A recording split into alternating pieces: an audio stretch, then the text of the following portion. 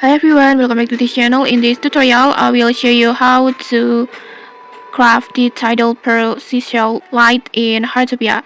So in this Call of Fields event, there is a battle pass that in here you can unlock many special rewards. One of them you can get this Tidal Pearl Seashell Light recipe that you can get it when you reach level 35.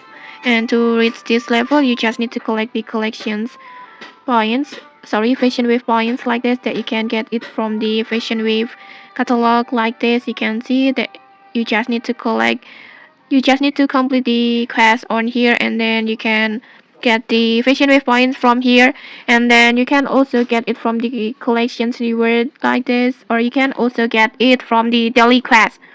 And then after you reach 35, you will get this recipe and it will add it to your workbench. So just go to your workbench and then just tap on craft, and then just tap on the recipe that you got.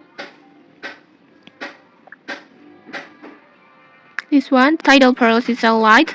And in here you need stone, and then ore, and then bronze, and then you need Pro Oyster material pack. And then just adjust the amount, and then just tap on craft. And tap on hold to continue.